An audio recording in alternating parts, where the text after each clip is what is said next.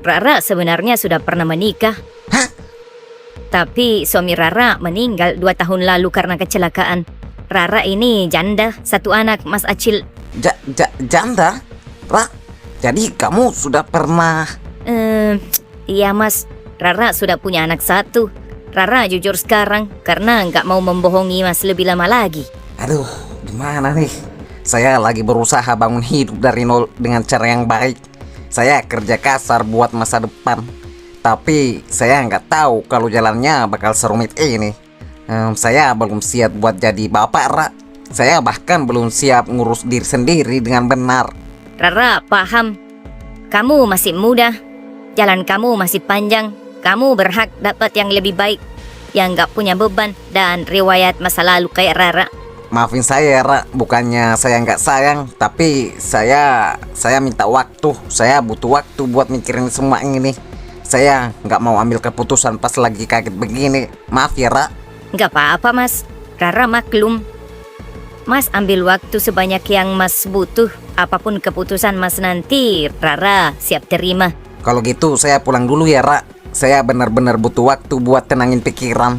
Iya Mas, maaf ya, hati-hati di jalan.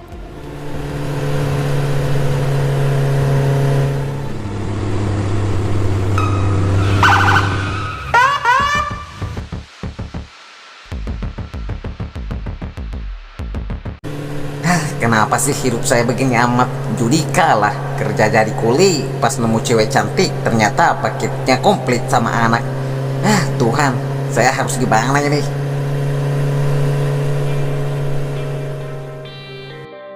Lah, anak-anak pada kemana nih? Tumben karena di sini.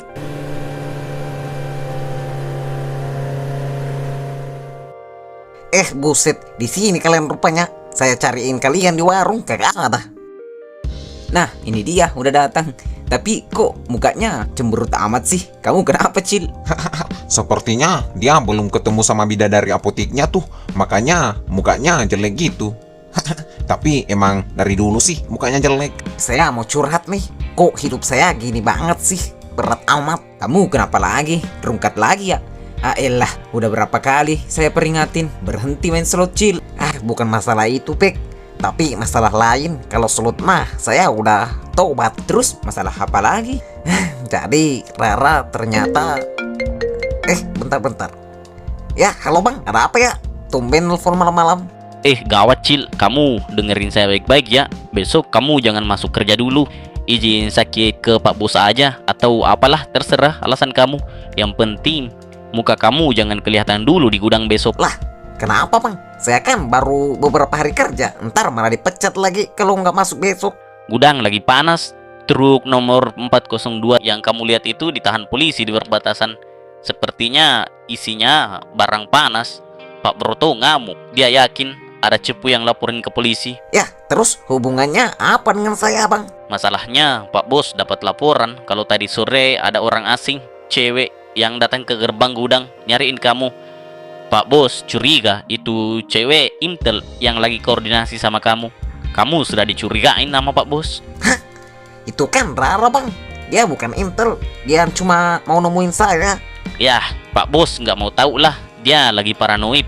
Dia mikir kamu manfaatin posisi sebagai orang baru buat bocorin rahasia lewat itu cewek. Pokoknya besok kamu ngumpet dulu biar keadaan dingin. Kalau kamu muncul, saya nggak nyamin kamu bisa pulang dengan selamat. Paham? Waduh, ya, paham Bang, paham. Kampret. Kenapa lagi, Cil? Nih, Bang Jampang, teman kerja saya di gudang, beri kabar buruk. Bang Jampang bilang apa? Jadi gini topik, truk logistik tadi ditangkap polisi karena ternyata dia main barang selundupan juga. Pak Broto, bos besar di sana, nyangka saya yang cepuin mereka gara-gara tadi Rara nyariin saya ke gudang. Pak Bos mikir Rara itu intel polisi. Buset, kamu main-main sama mafia sembako ya, Cil? Hah? Barang selundupan? Bisnis rahasia? Cil, kamu serius? Paman saya itu lurus-lurus aja orangnya. Bisnis sembakonya udah gacor. Ngapain dia main api begitu? Saya juga nggak tahu pasti barangnya bentuk apa. Tadi subuh saya lihat si Ucok masukin tas hitam rahasia gitu ke tumpukan gula. Intinya itu barang nggak boleh basah. dan nggak boleh ketahuan orang lain. Kamu pikir aja sendiri, kira-kira barang itu apa? Buset, sumpah. Saya kaget bener, Cil, dengar cerita kamu. Kok paman saya nggak pernah ceritain ya? Ntar aja mikirin kenapa paman kamu bisnis gituan. Sekarang nasib saya gimana nih? Bang Jampang suruh saya jangan masuk karena ada Rara yang dikira intel tadi sore. Ya, kalau saya sih Cil, kamu tetap masuk aja besok.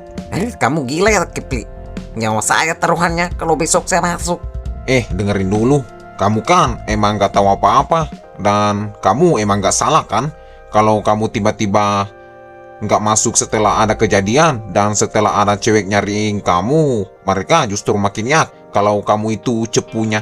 Tapi bener kata Kipli, Cil. Kalau kamu masuk dan bersikap biasa aja kayak buru yang lain, mereka bakal mikir kecurigaan mereka salah. Tenang aja, yang punya gudang itu kan paman saya. Besok saya bakal sering-sering main ke gudang pantau kamu. Kalau ada apa-apa, kamu langsung telepon saya atau Kipli. Betul juga sih. Oke dah, saya masuk besok. Tapi kalau saya nggak balik, tolong kasih tahu Rara ya kalau saya masih sayang sama dia walaupun dia janda.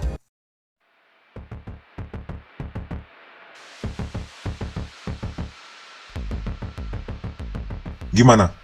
Waduh, nggak ada apa-apa bos. Saya sudah periksa. Waduh, gitu ya. Tapi informan kita bilang ada barang masuk malam ini. Tapi ya, sudahlah. Maaf ya, Pak Sopir. Perjalanan Anda terhambat. Silahkan lanjut. Hati-hati di jalan. Oke, siap. Makasih, Pak.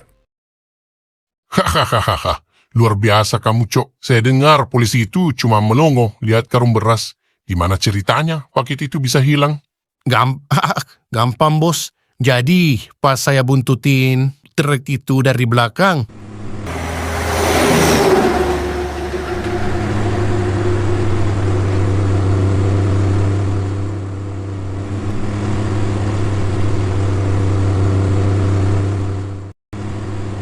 Buset. Sepertinya ada polisi tuh yang ngikutin. kampret. Halo, sepertinya kita diikutin polisi. Buang barang itu ke semak-semak sekarang. Saya berusaha halangin pandangan polisi itu dari arah belakang. Mereka nggak lihat pas barangnya dilempar. Pintar juga kamu, saya bangga. Terus, barangnya sekarang gimana? Aman, bos. Udah diambil sama tim saya yang satu lagi. Kerja bagus, Cok. Tapi, saya penasaran, polisi kok bisa pas banget jaga di situ ya? Gak mungkin ini semua kebetulan. Pasti ada yang nyanyi. Menurut kamu, apa si anak baru itu pelakunya? Belum yakin, bos. Tapi sore tadi ada cewek asing yang nanyain dia. Mencurigakan banget.